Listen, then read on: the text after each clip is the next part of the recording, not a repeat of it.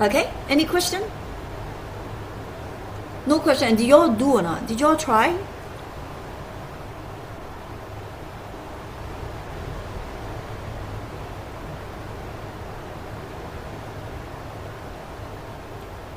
Yeah, so quiet. Never try, is it? Huh? Never try.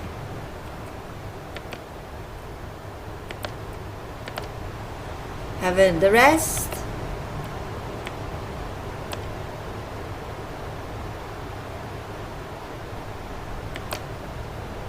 Sheila, did you try? Okay, let me just choose something that is related.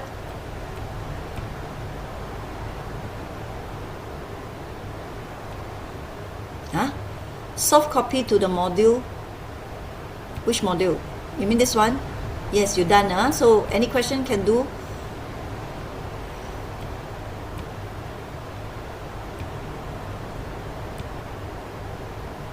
Okay, 21A, B, okay.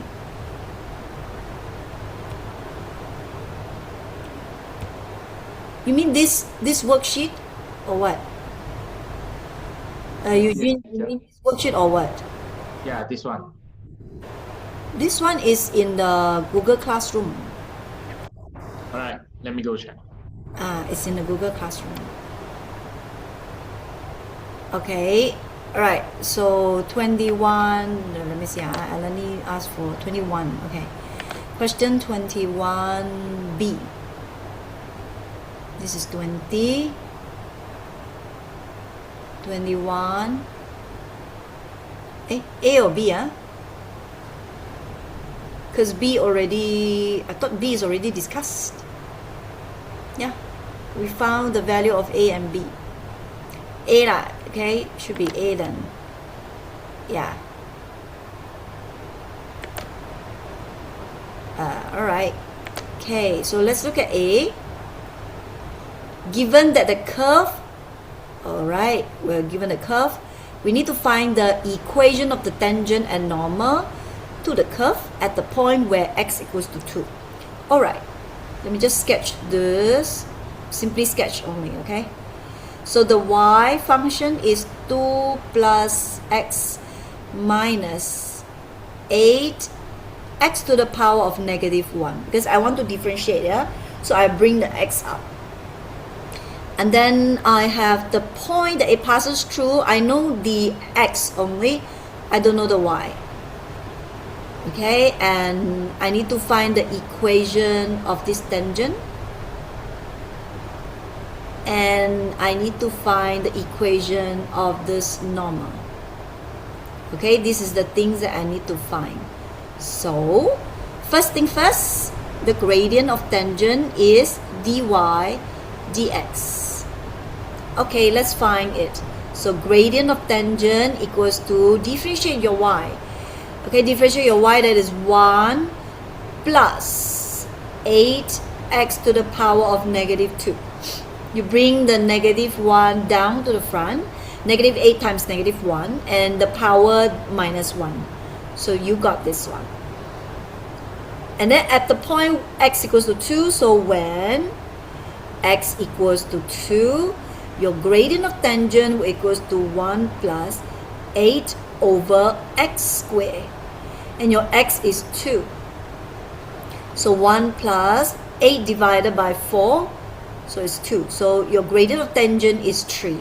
So if your gradient of tangent is 3, therefore the gradient of normal, we can find the gradient of normal at the same time. Gradient of tangent times gradient of normal equals to negative 1. Therefore, gradient of normal equals to negative 1 over 3. So we have gradient of normal equals to negative 1 over 3. Gradient of tangent equals to 3. All right, what else? I want to form equation. I must have two things. Gradient done, the point. I only have x. How can I find y? Well, substitute this into your curve, because it's on the curve. It's on the curve, yeah? Therefore, when x equals to 2, I do it here. When x equals to 2, y will equals to 2 plus 2 minus 8 over 2, which is 4 minus 4, 0. So we have the y 0. Okay, so the point is 2, 0, 2, 0. So now I can answer the question, equation of tangent. So equation of tangent will be y minus 0 equals to m x minus 2. Okay, so y will equals to 3x minus 6. Okay, on the other hand, equation of normal, y minus 0 equals to negative 1 over 3 x minus 2. So you can write in the gradient form, okay, multiply in, right, this will be the answer. Or if you don't like, I will usually from here I will write in the general form. So I bring the 3 over, so 3y equals to negative x plus 2, and bring the x and y together. X plus 3y minus 2 equals to 0. This is my general form. This is gradient form. Is that okay?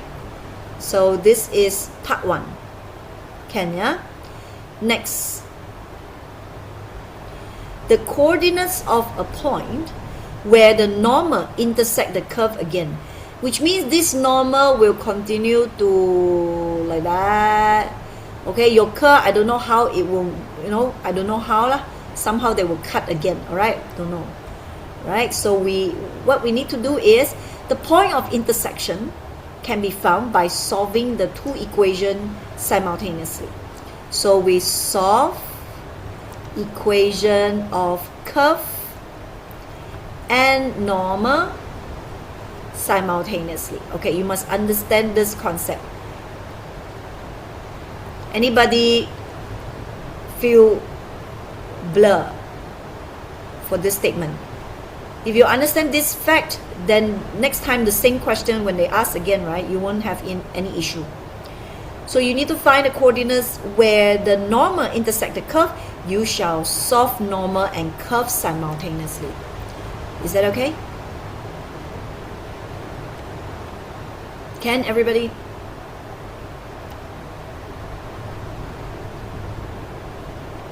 So let's write the equation of the normal first. Equation of normal will be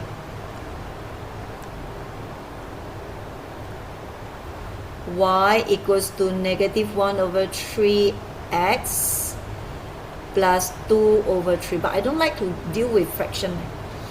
Okay, never mind, do like this. Equation of normal is x plus 3y minus 2 equals to 0. So x equals to 2 minus 3y. Call this equation 1. Then equation of curve, okay, equals to y x minus 2 plus x minus 8 over x. Then I would, okay, then so many things to substitute. Then I better use the y. Much easier. So y equals to negative 1 over 3x minus 2 over 3. Is it minus or plus? Plus 2 over 3. Okay, this is equation 1, this is equation 2. So solve the equation simultaneously. So we will have 1 equals to 2, right? The y and the y here is the same. So negative 1 over 3x plus 2 over 3 equals to 2 plus x minus 8 over x. Now get rid of the fraction mode. Yeah, I multiply 3 on both sides. I also want to get rid of the x, so I multiply the x on both sides. So in short, multiply 3x on both sides. So over here we will have negative x squared plus 2x equals to, multiply in ya, 6x plus 3x squared minus, cancel the x, minus 24. Okay? This one alright?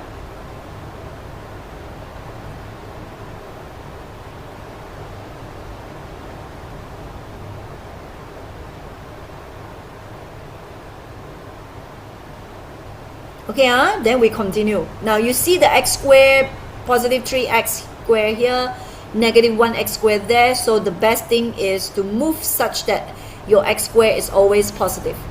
So I move this to the right hand side. 3x squared plus the x squared. So we have 4x squared. Right, done. So the 6x minus the 2x, so plus 4x. And left with negative 24. Equals to 0. Now, you see 4, look at the coefficient here, 4, 4, and 24. So we simplify by divided by 4. So x squared plus x minus 6 equals to 0. And then you factorize.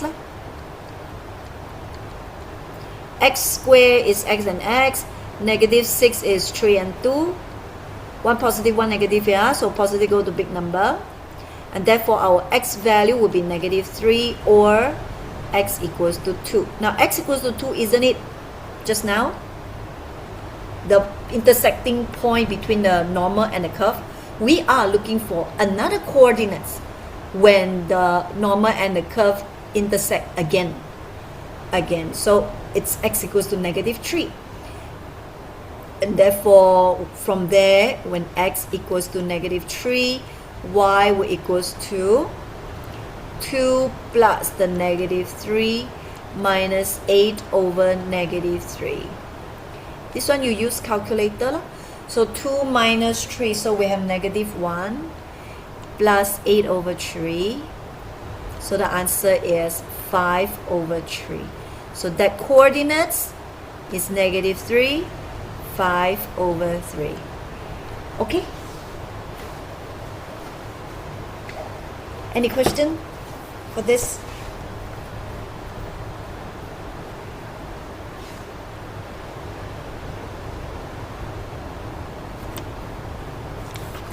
So Eugene, you see the pattern already?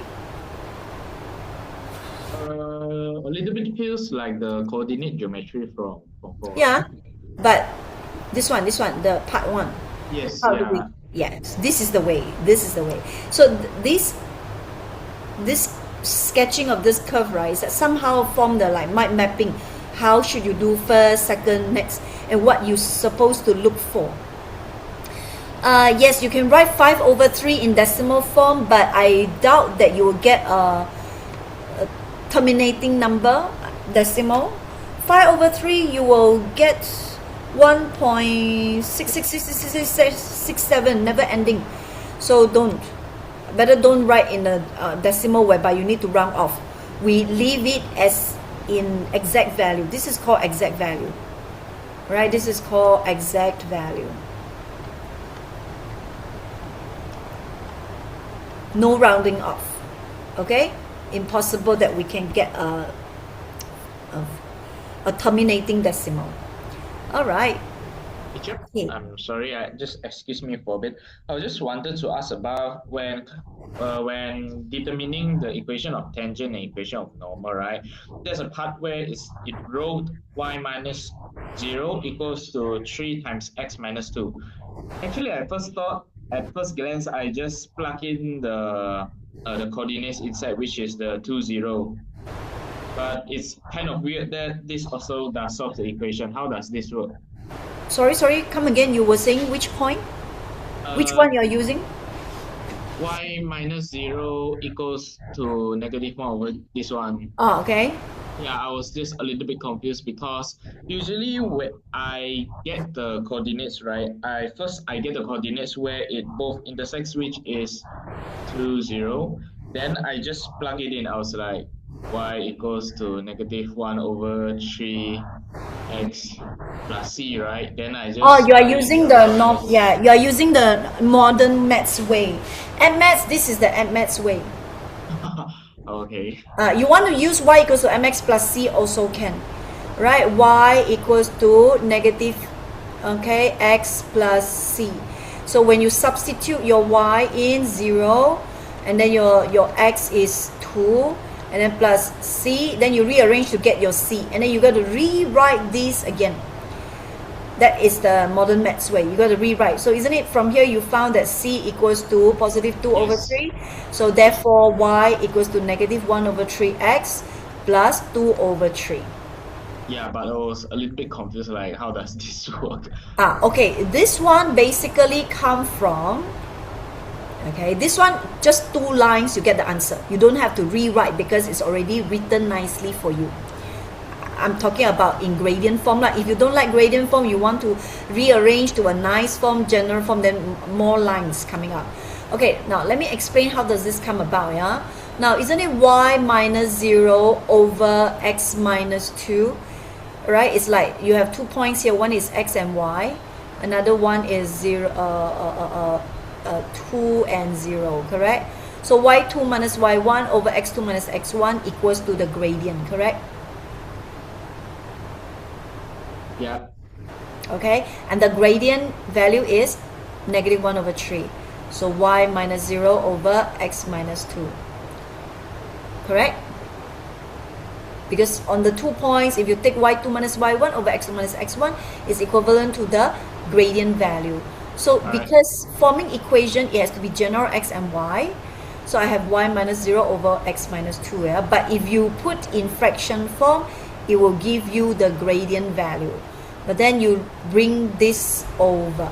So y minus 0 equals to negative 1 over 3 x minus 2. The 0 and 2 basically is the point that you identify. So it becomes y minus y1 equals to the gradient x minus x1. This is how the formula come about. I see. Okay, thank you so much. Okay, Alani, sorry, I take a little bit time to answer your question. Why is it only we take x equals to negative 3? Because,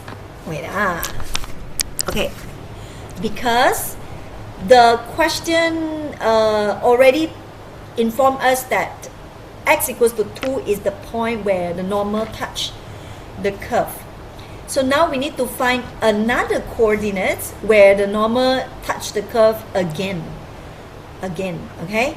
And therefore, you definitely have 2 answers because the normal, let's say this is the curve and happen that this is the normal, and then you join, it cut 1 point here, 1 point there. So the point 2 already got, I just need to get the second point. That is the reason we just take x equals to negative 3. Okay? All right. Any other question? Now let me just go to this. Which one? This one. Given that y equals to 2x minus 3 over x squared plus 1, we need to find the range of exact values of x when both y and dy dx are positive. How do we do? Because it say y and dy dx are positive, let's find dy dx also. Now, how do we indicate that y are positive? Y greater than 0. Positive means it's not equals, no equals to 0, because 0 itself is neutral. So neutral means no positive or negative. Neutral. So in order for us to indicate that y are positive, it has to be greater than 0. So you will have 2x minus 3 over x squared plus 1 greater than 0. Okay? So you form an inequalities here, yeah? And next is dy dx. So let's find the dy dx first. It's u over v. So stay v. Differentiate u. Differentiate the u, you got 2. Minus stay u, differentiate the v, which is 2x, over v squared. So x squared plus 1 squared. Now let's look up and look down. Now look up. For these two terms, there is no common factor. Therefore, we expand the bracket. Yeah. So we have 2x squared plus 2 minus, be careful, it's a negative. Negative 2x times 2x, so negative 4x squared. Negative 2x times negative 3, so positive 6x over x squared plus 1 squared. Don't expand it yet. Okay, so 2x squared minus 4x squared, I have negative 2x squared. Therefore, we shall arrange in such a way, negative we write at the back. So this is x squared plus 1 squared. This one can be simplified. Let's simplify it. So we have 2, take the negative 2 out lah. So we have x squared minus 3x minus 1, yes, over x squared plus 1 squared. Now we want dy dx positive. So negative 2 x squared minus 3x minus 1 x squared plus 1 squared must be greater than 0. Okay, with these two, solve, and you are supposed to apply the quadratic inequalities. Yeah. Okay, can you do? I give you 5 minutes for this. Okay, when you do this, yeah. No, the one you do now. You do at home, huh? Okay, I shall continue with what? Let me see. With the second application, the turning point. Okay, the one you do at home on your own. Then we discuss when you come back. If you are able to find the answer, then fine. Not able to find the answer, then we discuss. Okay, right. So we have done with the first application. The first application, the concept that we're using is mt equals to dy dx. The next application is the turning point. Now basically, it should the best word used should be the stationary point. Stationary point. Stationary point is the point where the particles stop momentarily, stop at single moment. Okay, stop instantly or stop momentarily, stop for a while lah. Okay, so that's called stationary point. Now why can't I call turning point? Turning point means it's either you got maximum or you got minimum. That is where you make a U-turn. You form maximum point, or you go down, and then you stop to turn around. Then you form at that point, the turning point. It's minimum point. But don't forget, we have another point that is called like this. You're supposed to, it looks like it's almost going down, but it decided, oh no, let's continue. So this point is called inflection point. Inflection point. Titik lekuk balas, if I'm not mistaken, lekuk balas. Okay, it's an inflection point. So turning point doesn't cover all, so it should be stationary point. But anyway, you just need to know the difference lah. Okay, now let's see how we apply this. So the turning point also refer to the extreme point. Extreme could be maximum, could be minimum, or we call it stationary point. In fact, stationary point is the best to describe all, because it includes the inflection point. Okay, so maximum or minimum point, and then lengkok balas. Oh, it's not lekuk balas. Lengkok balas.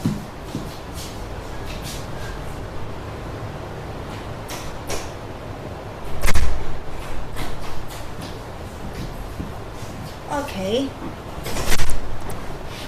Now the inflection point is not a turning point, as I mentioned, but these three are called stationary point. Stationary point. Three types of stationary point. Only two are turning point. The other one is inflection point. Okay. So generally we will write like this: at stationary point, your dy dx equals to 0. This is the concept in this chapter. I mean in this part, the second application. Okay, at stationary point, dy dx equals to 0. For example, they want you to find the stationary point for the curve y equals to x cubed minus 3x squared minus 1. How do we find? Like this. What is this? We do like this. Okay, so we write at stationary point. Change color. So at stationary point, but keep writing stationary point is really, I mean, the spelling is so complicated. So writing turning point is much faster than the stationary point, but never mind. At stationary point, we know that dy by dx equals to 0. So dy dx lah. So the dy dx will be 3x squared minus 6x equals to 0. And you factorize 3x, x minus 2 equals to 0. So it's either x equals to 0 or x equals to 2. So you have two turning points here. Okay, but which one is maximum, which one is minimum? You have to test. How do we test? This is where we use second derivative, okay, to determine. Okay, so either you use second derivative or tangent sketching method. So like the question just now, you find out dy dx first, 3x squared minus 6x, and you let it be 0, right? Actually, I skipped that part. So 3x squared minus 6x equals to 0. After you factorize, you got your x equals to 0, and then x equals to 2. Then you substitute this into your y so that you can get the coordinates. Okay, you're supposed to do that. Now, how do we test whether it is maximum or minimum? We use second derivative. So you continue to differentiate again. So the 3x squared minus 6x, you got this. And when your x equals to 0, you substitute x0 in, you got negative 6. Okay? Now, you equalize the d2y by dx2 like our a. Remember the quadratic graph? When your a is positive, you got a smiling face, minimum point. When your a is negative, a negative, you have a sad face, so you got maximum point. So you equalize this. This is a way to remember. Of course, the meaning is not like this, just for you to remember. So you got your a negative. So when it is negative, it's a sad face, therefore the 0, negative 1 is a maximum point. Okay? Right? And the other one, you substitute, you got positive, just like our a, positive a, you got a smiling face, minimum point. Okay? So 0, negative 1 is maximum point, 2, negative 5 is minimum point. Any question for this? You equalize it with a in the quadratic function. Okay? As I said, this is just a way for you to remember. But what is the meaning? The meaning is it getting negative value. That means your gradient, if you see the graph, right? The gradient here, isn't it positive? And then it becomes 0. And it becomes your gradient negative. So isn't it when you have your second order derivative, it moves towards the negative number? It means from positive to 0 to negative. So it forms this shape. When you have second order derivative, you got positive. That means it moved towards the positive value. That means from small negative value, negative gradient, to 0 gradient, to positive gradient. So your final curve the gradient is positive. But memorize this way is not so direct. That's why I suggest you equalize it with your A value, the A in quadratic equation. So when your A is negative, sad face, you got maximum point. When your A is positive, you have smiling face, you got minimum point. It's faster. Okay? Rather than keep thinking, it become negative, so positive to 0 to negative. And then you got to, yeah. The process is longer. Okay? Right. This is second derivative, yeah? What about the tangent sketching method? This is very popular method that the question sometimes will ask you to choose, yeah? Not choose. They give you the method, they ask you to use this method to decide whether it is maximum, minimum. Alright, now tangent sketching method, right, we do like this. That means we don't do second derivative. Because sometimes second derivative is very difficult, not easy. So we shall use the tangent sketching method, the one that I mentioned. You find out what is the gradient, the point before, the point when it is turning point, the gradient goes to 0. So what if we replace the point after that? So what will be the gradient value? So you see the x, right? Our turning point is at 0 and 2. So we shall choose a point before and after the 0, before and after the 2. Okay? And then in the table, the dy dx for the 0 is 0. This one is known. And we were using this to find the value of x anyway. But then when x equals to negative 1, right, you shall substitute negative 1 into this. Okay? So when you put negative 1 in, you got your answer positive 9. For 1, you got your answer negative 3. You have to do the calculation. But since I need to involve the dy dx for so many times with different x value, normally I will do this. I will key in the formula. 3, because I don't want to keep keying in the formula so many times. Stationary point is the point that it paused for a moment before it make a U-turn or it continue to go up. That's called stationary point. Our stationary point got 3 types. One is turning point that forming maximum, minimum. Another one is you thought that it's going to U-turn but then it continue to go up. This is only for x cube graph. This is called inflection point. So at that point, right, it will like your gradient is always 0 because it paused for a moment. That's stationary point. So stationary point, turning point, they mean almost the same. Just that stationary point, it cover inflection point. Okay? Turning point only cover maximum, minimum. Right, okay, so go back to the calculator. So I will key in 3x squared. That means I call out the alpha x squared and then minus 6x. Because I need to keep using this for so many times, so I'll just key in. So now what is my x? The x is negative 1. So key in negative 1. Let the calculator calculate for us, positive 9. And then we key in when x equals to 1. The calculator gives us negative 3. And then this one is 1. It's the same as this, just copy. And then now we got to calculate when x equals to 3. So we got 9. You want to check 0 and 2 also can, but don't waste your time. Now, actually not wasting your time. You're using the calculator formula, right? So you can double check. You can double check also. Okay? So this is what we call tangent sketching method.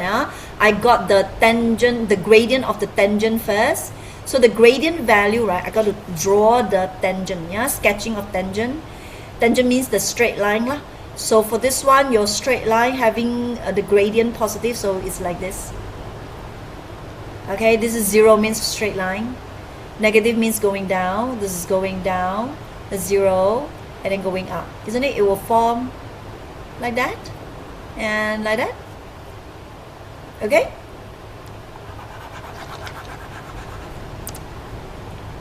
Right.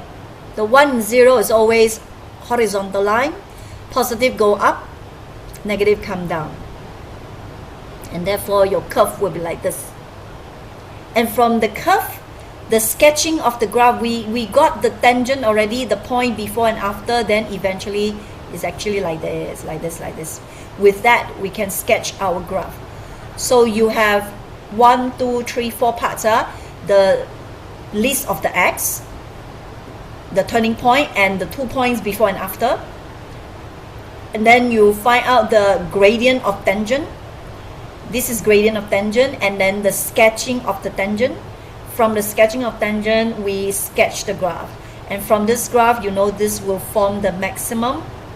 This will form the minimum. Then we can make the conclusion. The point 0, -1 is maximum point. The 2, -5 is minimum point. Okay? Now, between these two, why should I choose the tangent sketching method? Apart from the requirement of the question, we will use this one when we find that our dy dx is already complicated. For example, yeah, you happen to have your dy dx equals to 3x minus 2 over 5x plus 4 squared, let's say. And then are you going to differentiate it one more time? Then you will have a uv. And then the v, right, you have the, do outside, do inside. So it makes things so complicated. Unlike this one, second derivative is so easy. So we will choose second derivative to check the point, whether it is maximum or minimum. But tangent sketching method will be useful when our dy dx is already complicated and we do not wish to do the second derivative that need us to apply the quotient rule. So this is where tangent sketching method come in. Understand? Any questions so far?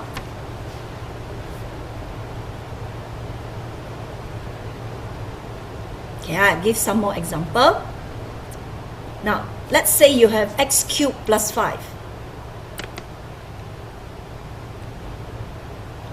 Yeah, x cubed plus 5. Let's find out the turning point first, or the stationary point. Okay, you try first. Right, first you got to find out the stationary point.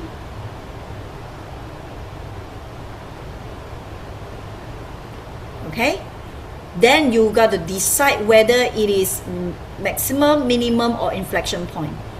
Okay, so you will have either, do that one first. I give you this one, very easy one. 3 minutes should be sufficient. 3 minutes, yeah. Find stationary point and then you test. How do you test? Test by using d2y by dx2. How do you find the stationary point? You let dy dx equals to 0. Get the point. Then test using this and then make the conclusion. Either you use this or the tangent sketching. Okay, you got 4 row x dy dx.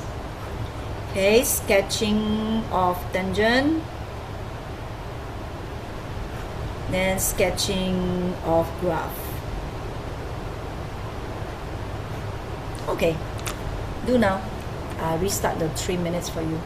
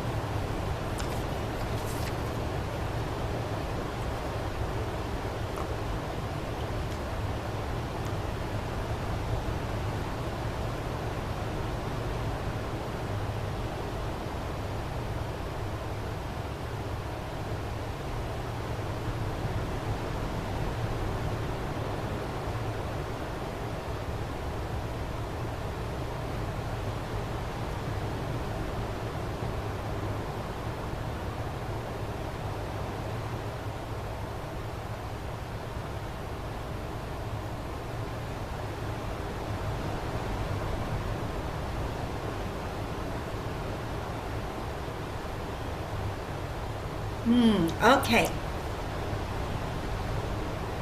You got to find the y first. You got your x value. The maximum, minimum, inflection point must be a coordinate. So don't forget to find your y.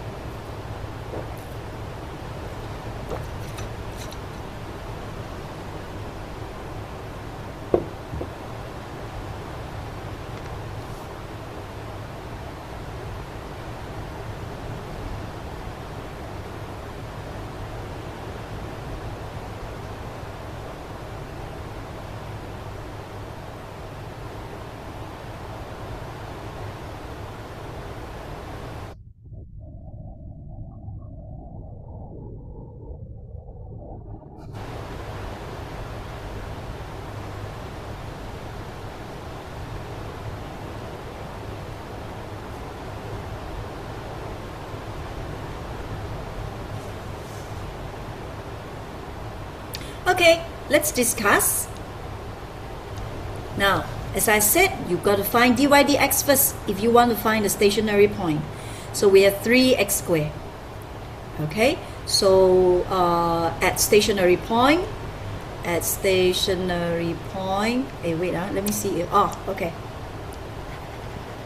Hey, lazy to write. So supposed to be at stationary point, okay, not turning point. Dy dx equals to 0. So our dy dx is 3x squared.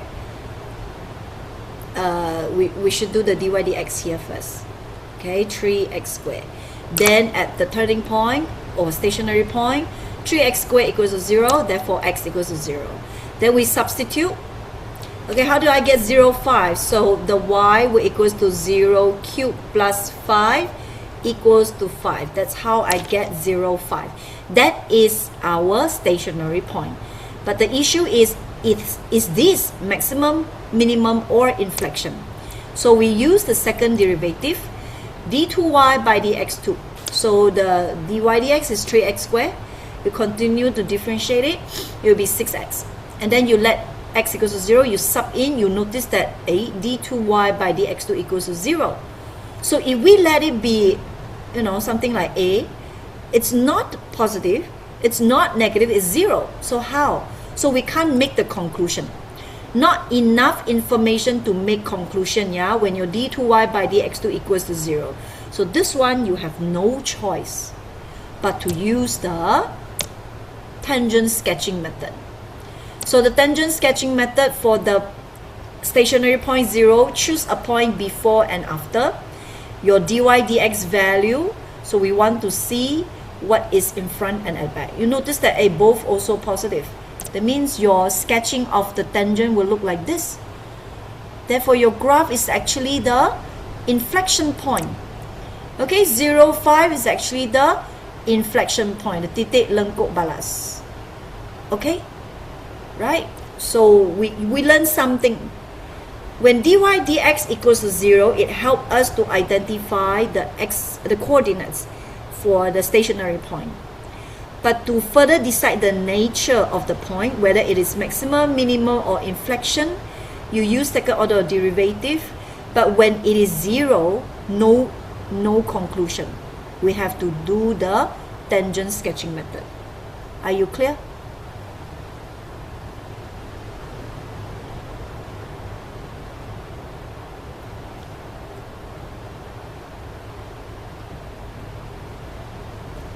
So let you copy this,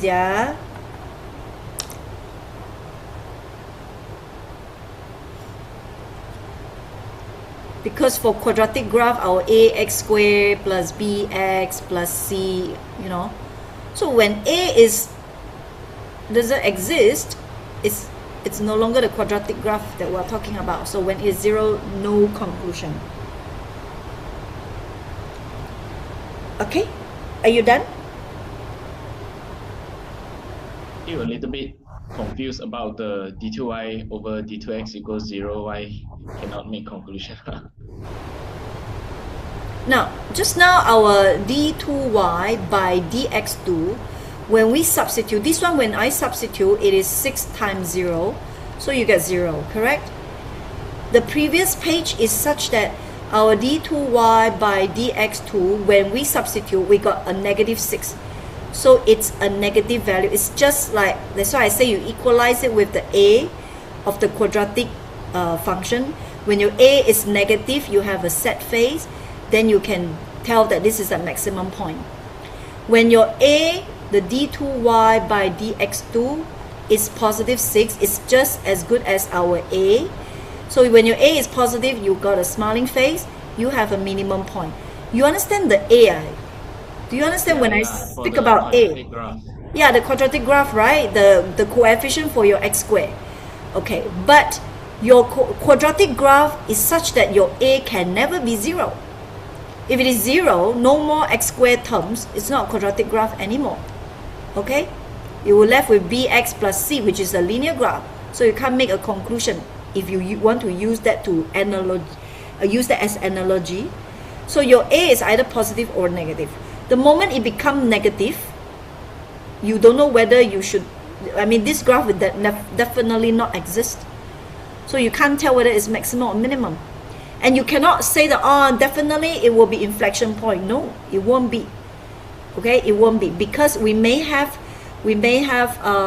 let's say we may have a y equals to, our d2y by dx2 happen to be maybe, let me think, x to the power 4 minus 2x squared, okay, x to the power 3 minus 2x squared, okay, and then your x happen to be 2, okay, and then when you substitute in 2 cubed minus 2 times 2 squared, you got 0, okay. So you cannot make conclusion yet. Later I show you the graph. Why is it not? Why is it when d2y by dx2 equals to 0, we cannot make conclusion? Later I'll give you the example. Not now. Just take it first. We equalize it like our a. Only when positive, negative can give a conclusion. When it is 0, can't. We can't make conclusion. So we have to use the tangent sketching method. So done, copy. Can I move on to the next one?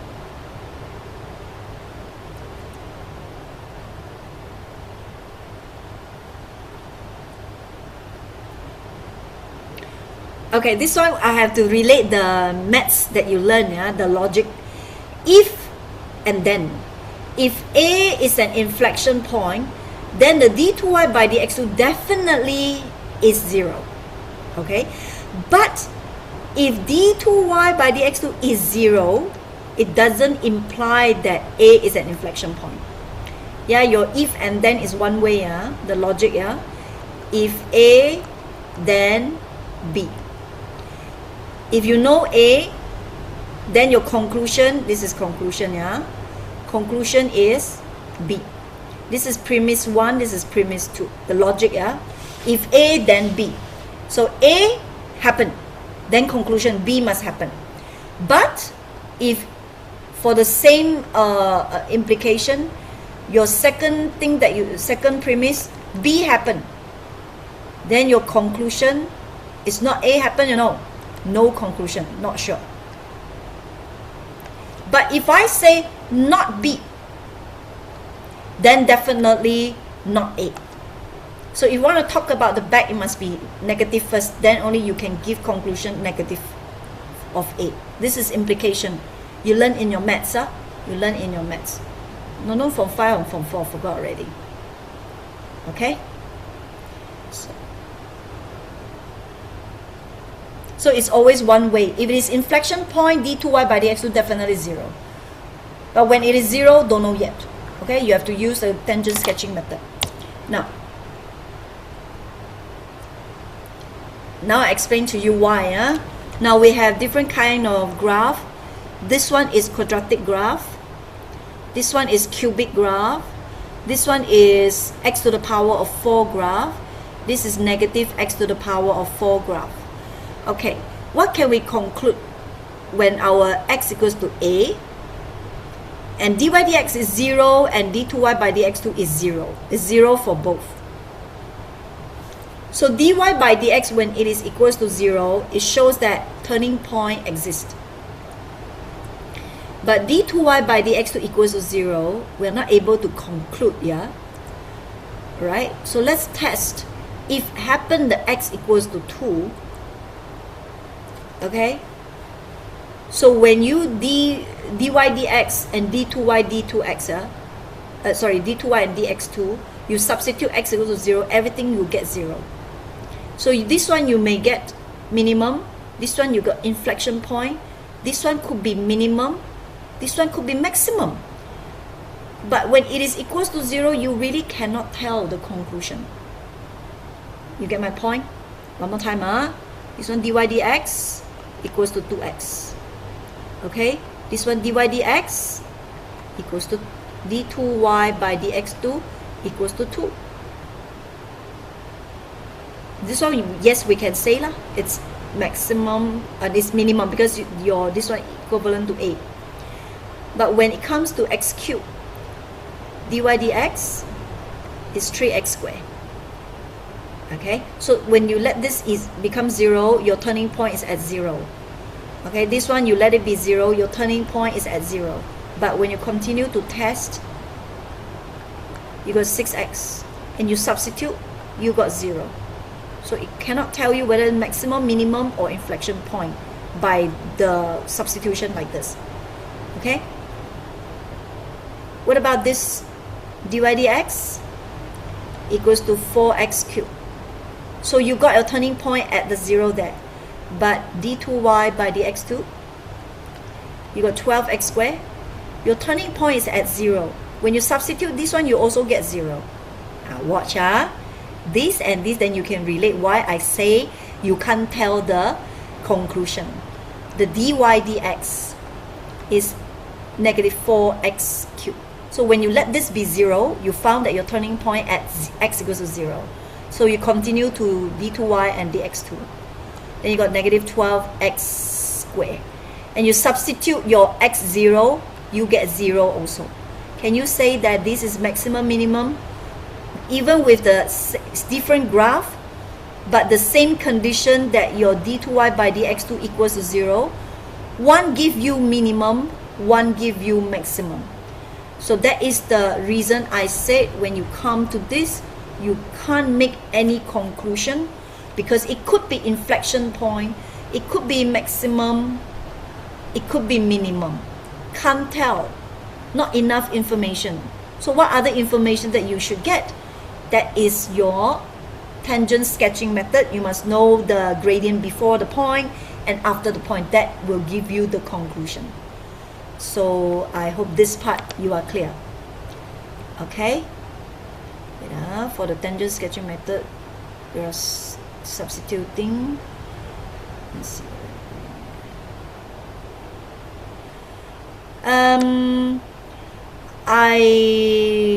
Can I say that it is always safer to use the tangent sketching method? Yes and no lah. Okay, yes and no. Okay, why do I say yes and no? First of all, if you know how does the graph look like, then you like this x cubed graph minus 3x squared minus 1, the graph will look like this. Definitely it will give you an obvious maximum, minimum. Your x cubed graph, you will know. So definitely you will get a very obvious maximum or minimum. But when you have x cubed graph alone, no other x, this one definitely will be the inflection point. So like we know ahead that we use the tangent sketching method. Okay, and also let's say you are learning sine, cos, tangent, right? The sine, cos, tangent, then yes, I would say that you use the tangent sketching graph will be better. Okay, but for the algebraic equation like this, we know roughly how does the graph look like, so we will decide d2y by dx2. And also when it is easy to differentiate this second time, then we shall use the second derivative. When it is complicated, right, then when it is complicated, like when your y is already in u over v, so when you differentiate one time, you will have u over v also. Then you won't want to use second derivative for that. You will choose the tangent sketching method. So yeah, maybe I can say tangent sketching method it will never go wrong. Okay, but you must also know second derivative help in what kind of scenario. Okay, all right, now let's try more question. Okay, now if v equals to x squared y and x plus y equals to 6, we got to find the maximum of v such that x greater than 0, y greater than 0. Keyword, you want to find maximum v. Okay, you want to find maximum v. As long as you have maximum, minimum, then the conclusion, the way that we start is like this. V max when we differentiate v with respect of x equals to 0. But the question is, the v is written in terms of x and y. You got two variables there.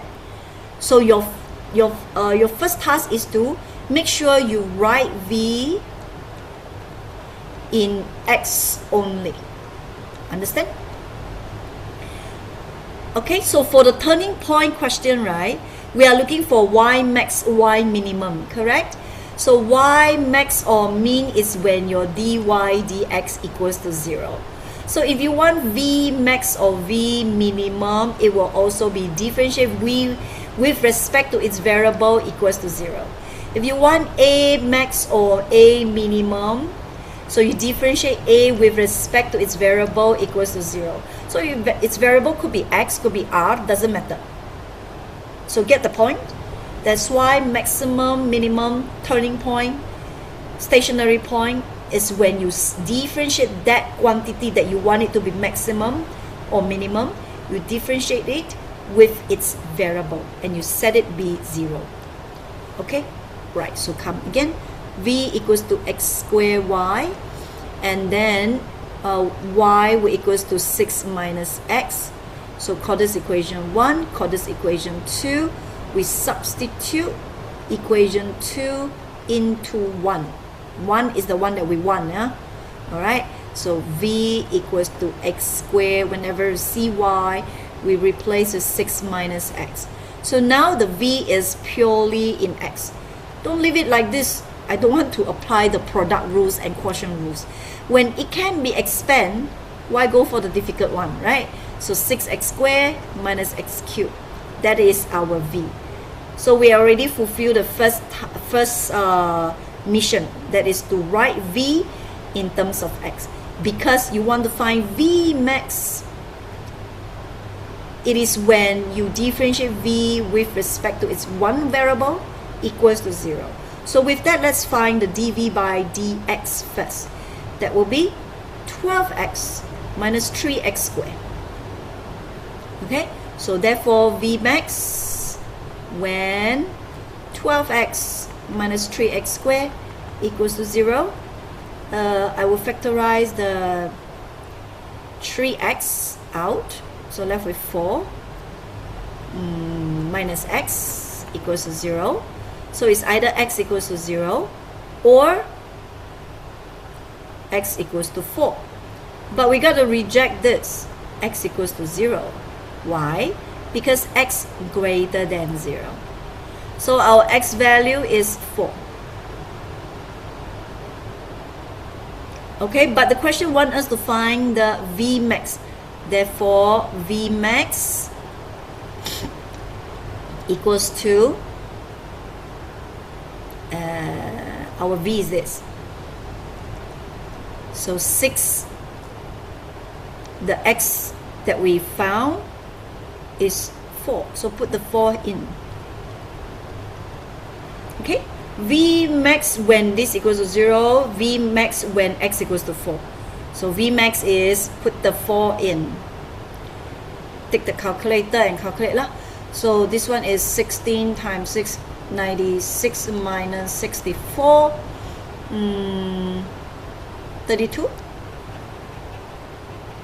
So v maximum is 32. What is the unit? No unit, that's all.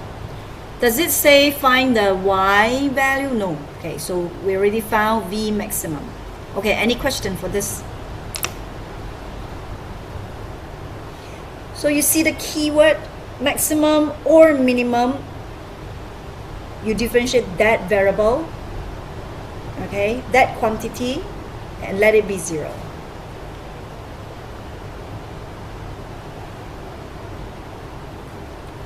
Are you done?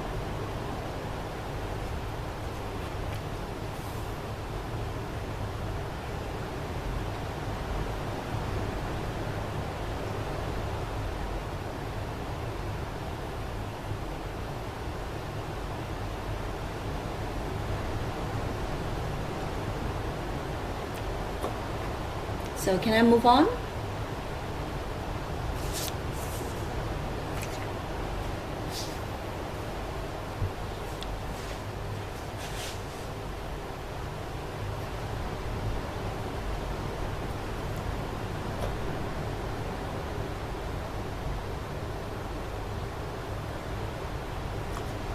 Can I move on, yeah?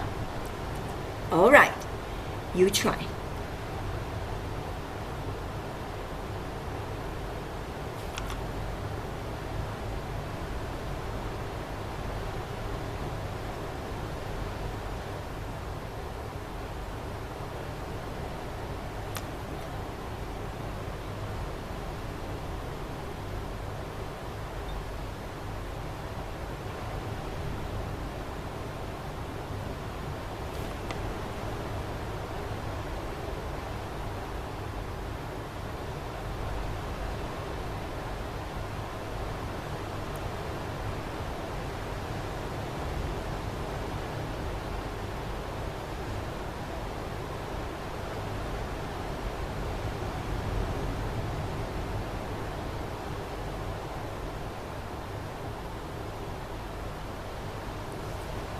Oh yeah, I forgot to set the time for you. 4 minutes should be sufficient. Actually, 4 minutes is quite a lot. Okay, 4 lah.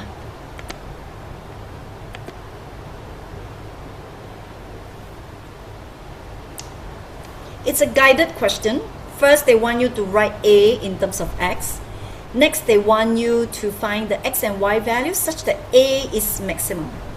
So remember, A maximum when, start with this statement, A max when dA by dx equals to 0. Okay, that's your objective. So from there you can find your X, and from there you can find your Y.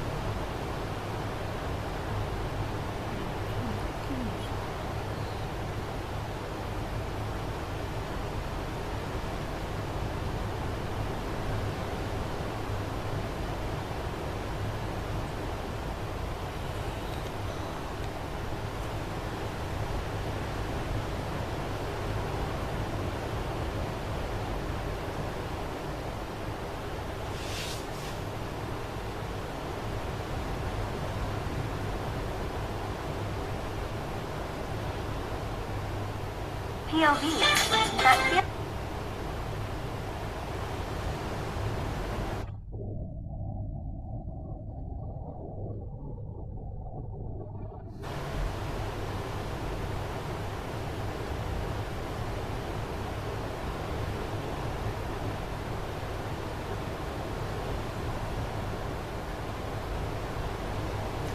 Okay, so are you able to find the answer?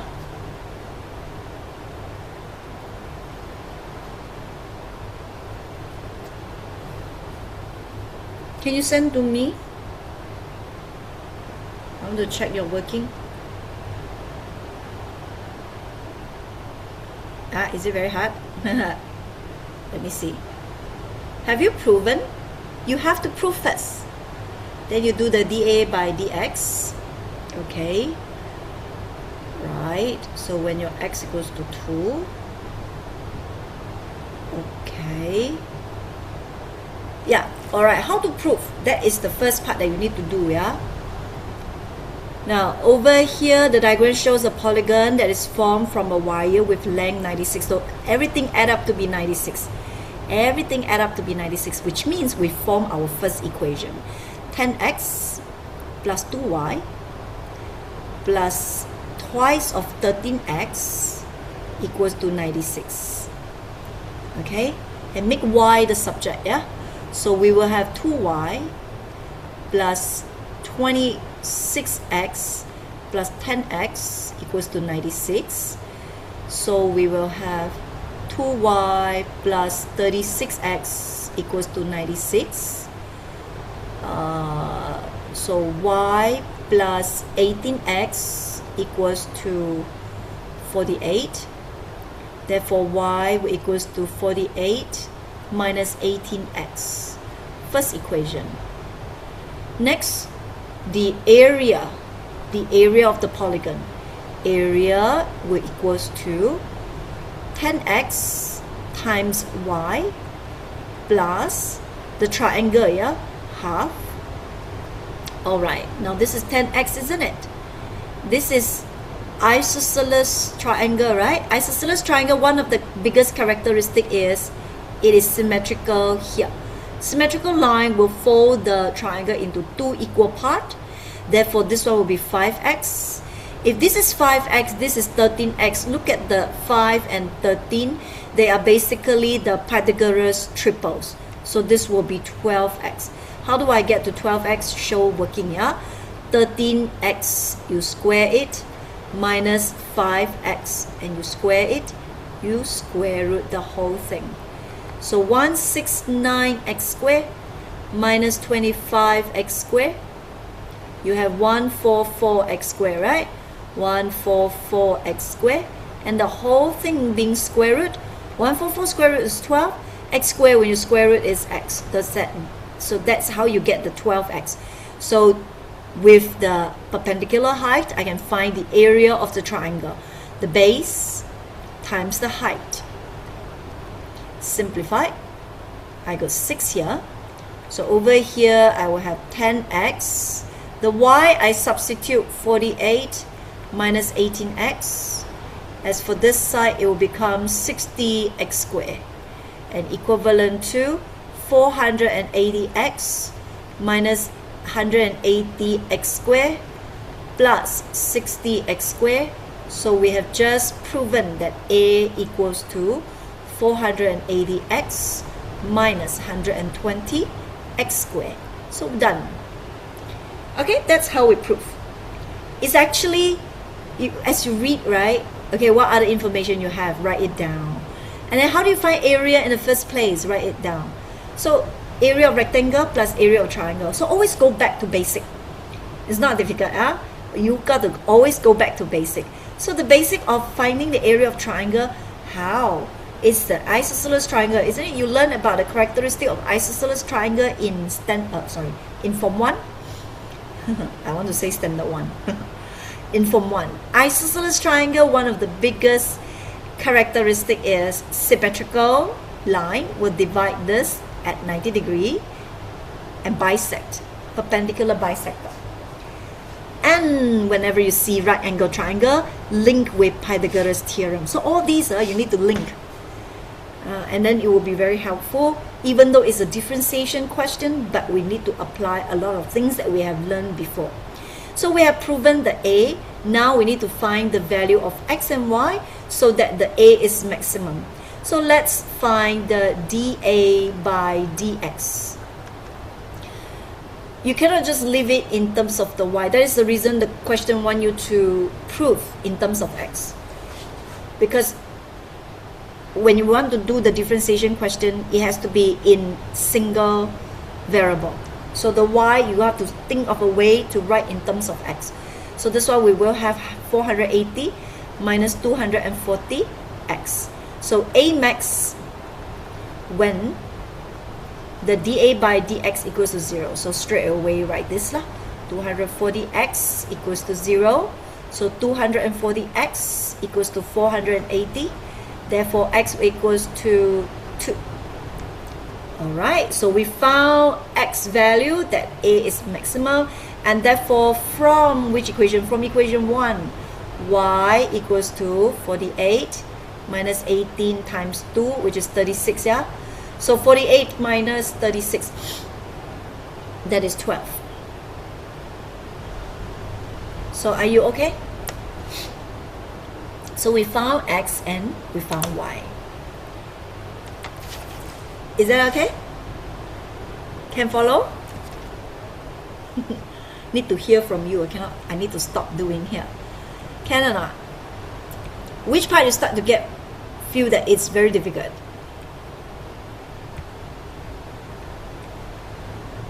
Okay, yes means okay, okay. Alani, is that okay? Sheila, okay?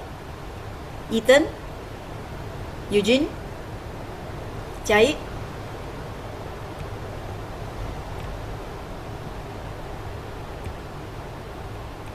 Alright. Simple, right? Kind of simple, yeah?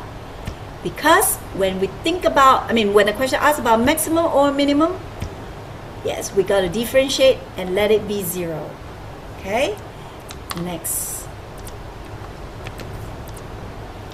Alright, similar question. Don't worry, in exam, right, it's guided.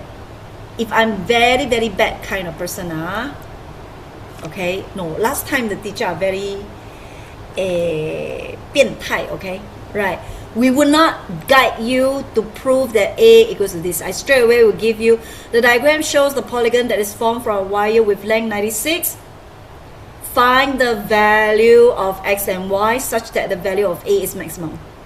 I won't even guide you to prove that the area is this, because the student failed to prove, but they can still use the A value to find the x and y when it is maximum. Alright, but this was last time lah. Now they don't ask this kind of question. They will ask a guided question like this. Part 1. Prove that A can be written as this. Okay? And then they want you to find the minimum when your y equals to 10. Now when they give you y equals to 10, that means the y is fixed. So it becomes a constant. When it becomes a constant, you put back into this function, no longer y. Your A will be purely in x. Okay? Mark my words, yeah? You want to find maximum or minimum, you differentiate that quantity with respect to its variable. And the variable must be only one type of variable. If you have two variables, you have to think of a way to substitute, or sometimes the question will already fix that variable. So that will no longer be a variable, it becomes a constant. Okay? So can you screenshot this one? This will be your homework. Screenshot now, yeah? Because I want you to do it and send to me after this. That means by tonight, you have to send to me your working for this question. Are you done? Have you done copy this? Screenshot it. Screenshot very fast one, So I want to check. Do I have the next question?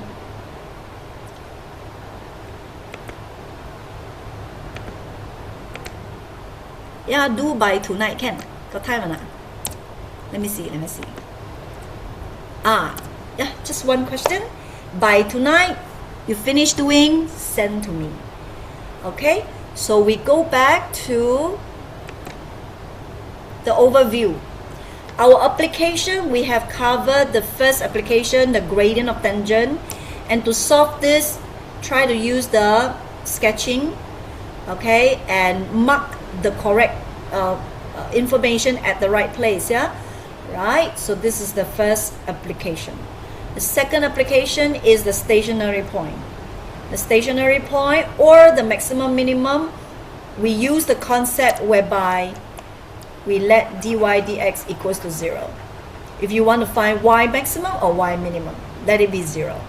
If you want to find area maximum or minimum, dA by dx or dr whatsoever, let it be 0. If you want to find volume maximum or minimum, let it be 0. Okay?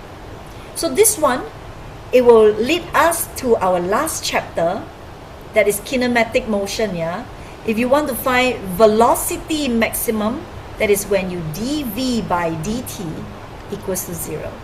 If you want to find the displacement maximum or minimum, you let ds by dt equals to 0. Okay, we will come to that. This one in chapter 8. Okay, chapter 7 or chapter 8. Yeah, that's why I say you cover chapter 2, chapter 8 actually you covered already. Okay, I give you the hint first. Okay, preview. We will use this one. Okay, so we still have two more applications to cover. One is the rate of change.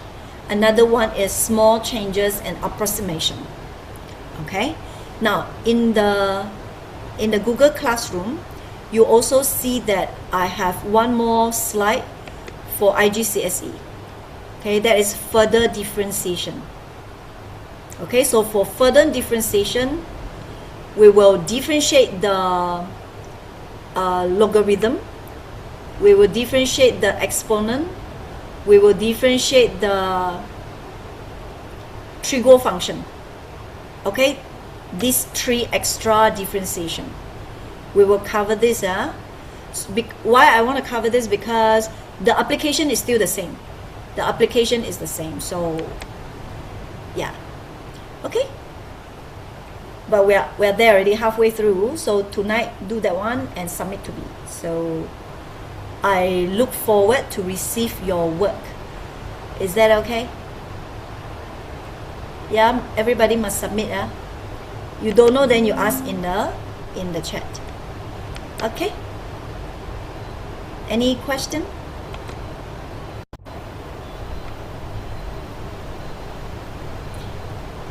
If no question, we end our class here. So I'll see you next week. So next week, the physical resume. Okay, I'll be back. Yeah, correct. All right, thank you. See you. Bye bye. Good night.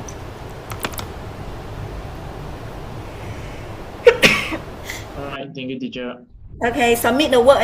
Submit tonight. Submit. Okay. Bye bye. Good night.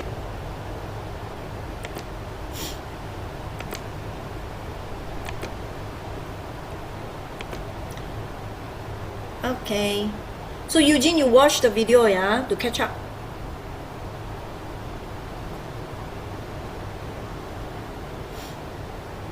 Okay. Bye bye. Good night. Good night.